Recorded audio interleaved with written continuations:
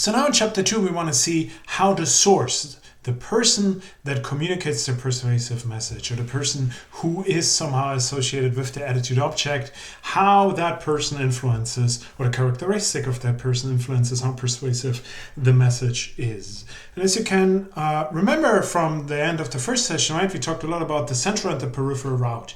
And the source characteristics are very much about the peripheral route, right? Because here it's all about how the person influences whether I believe or not, for instance, a certain message. If you're a really normative person, if you're more associated, which is more associated with the central processing route, then you should not care that much about who is saying what, but rather you should care about the message itself. Is this a credible argument? Has the message really, or is the way the product is presented here, has that product a lot of features that kind of fit into my situation? Because of these features and my situation, I will buy or purchase that product. Whereas the peripheral route is all about being influenced by kind of shallow processing, by looking at something, like, oh, I kind of like it. Okay, let's buy it. A very shallow processing. So a lot of what we're saying today, or not today, in this chapter is about how the peripheral route, when we take the peripheral route, who's very influential on that peripheral route.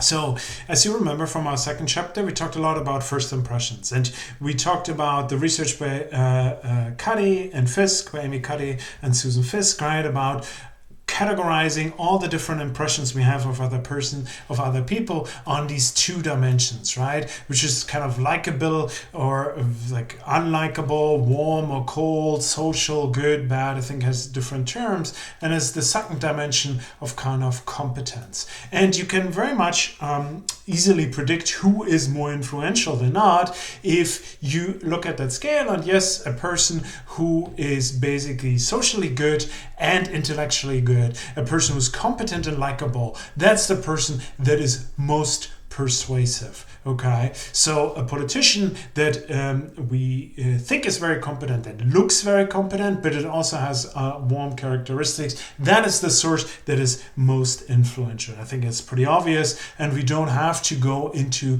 detail that much. A lot of like what we think about sources is also associated with some kind of like stereotypes, right? We see a person, we put them in a certain category, and from that we kind of associate whether they're trustworthy or not. So if you think about here, this is the veracity index of all professions published by Ipsos Mori each year, and here you can see, okay, different people. For each, would you tell me if you generally trust them to tell the truth, right? So nurses, doctors, dentists, teachers, engineers, professors, scientists, finally. This is where I am at home, right? And you can see that people in general, when they learn that I'm a scientist and that I'm a professor, that they trust me more than, for instance, if I would tell them that I'm a politician, advertisement, government, journalist, a stage agent, and so forth. So what you can see here, basically, right, is like those who are more in a profession of trying to persuade us of something are the least trusted. So it's not just like who the person is, the way I look as a source of a persuasive message, but also what my profession is that takes into account whether other people will trust my message or not, right? This should be on a kind of normative way, should be independent of my whether I'm persuasive or not, because it's all about the argument, the message in itself, and not about the person. But obviously we need some shortcuts in order to figure out whether we shouldn't trust this person or not.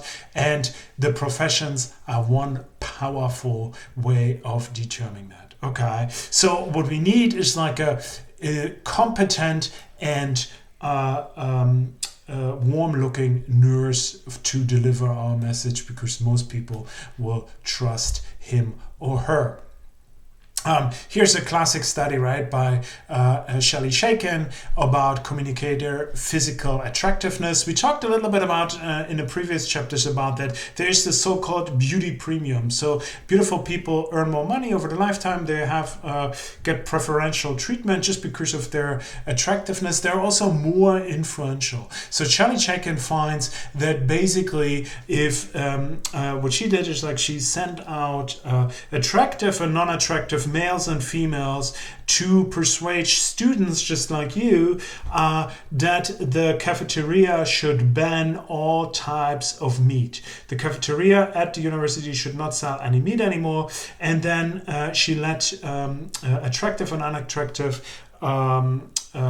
people, sources, messengers, try to persuade people. And what she finds is that people who are more attractive, that they are more influential. One interesting finding that we come back to when we talk about who is more easily convinced, this is also often a study that is cited showing that women are more influenced by attractive others than men. I think often we have the stereotype, there's like, oh look man, you just have to present a half-naked woman next to a car and hence they will fall for it. But no, in these studies, and we come back to that later on, I explain why this is the case. In these studies, often in the early 70s and 80s, in the early research on this topic, women are more easily influenced than men, but we come back to that with a good explanation in 2 chapters. Okay, so this is kind of like, here's like, I just want to mention our good guy George Clooney, right? This is why we have attractive people doing the coffee drinking on our adverts, because we think, okay, he's more physically attractive, hence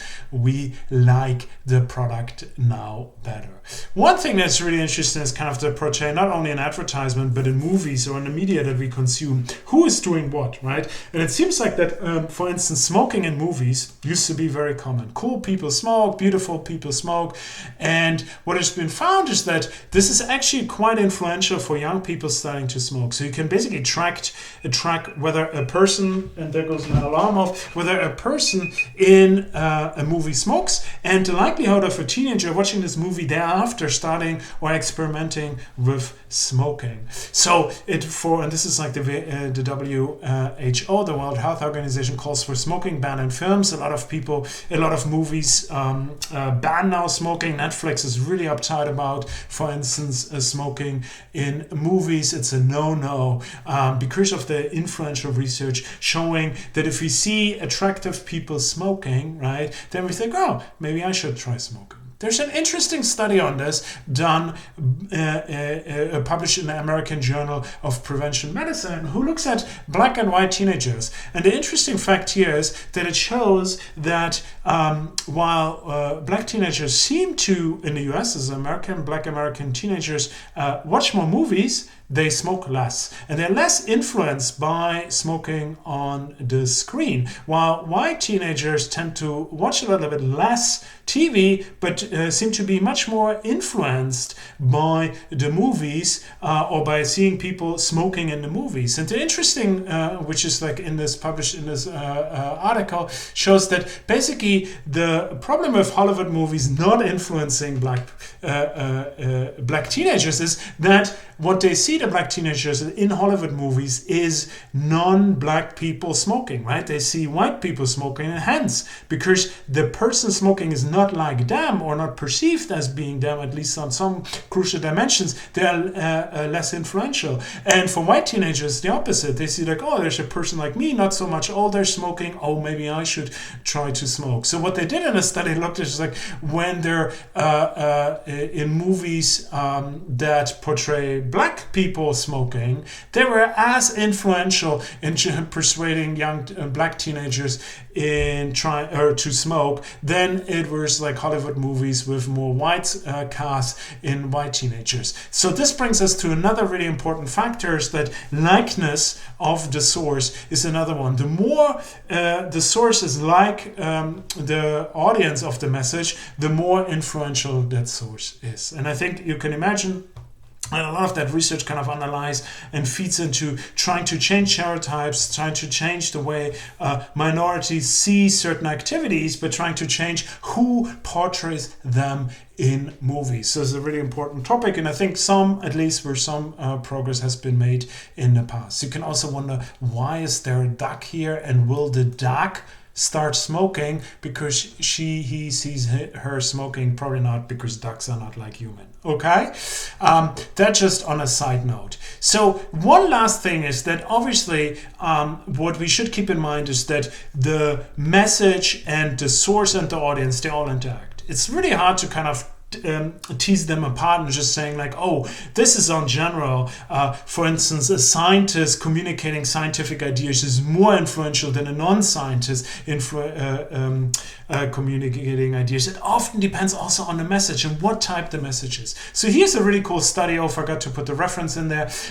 We'll add that later on into the slides when I upload them. But here you can see a study done in the 60s on trying to see two different types of people, how influential they are. The dashed line is portrayed as a Nobel Prize winner, and the kind of this line here is I think it's a YMCA director or somebody who runs a local YMCA. And what you can see here is that they're trying to tell young students how many hours per night they should sleep. And here you can see basically that on the y-axis, the discrepancy between the point that the source is trying to get across and the opinion that the students have. So normally you just like the more discrepancy there is, the more influential the source are, right? If I trust you and the more we are apart, the more I should change, right? Because if we're not apart, I shouldn't change at all. But if we're really apart and I trust you, then I should change a lot. And you can basically think of this as it would be kind of like that's a terrible line, kind of like a straight line up here. That would kind of portray the more discrepancy, the more influence. And you can see for a long while that these dashed lines kind of follow that. But at a certain point, they flip. And this is when the discrepancy becomes too big, right? If what the person says becomes too outrageous, we just stop believing that. So here's like you can see that basically at the end, the source says that the person should sleep, or young people should sleep 0 hours during the night, right? This is so abstruse, then basically this kind of, they lose completely their influence and people just do not listen to them anymore. I often think of that as kind of like the flat earth effect, where I think, okay, if somebody comes to me and tries to show me or tries to convince me that the earth is flat, then I feel like that opinion is so far out there that I can't really take that person serious. And hence the discrepancy between my perception of the world and their perception of the world is so big that they completely lose their influence, independent how attractive expertise, etc.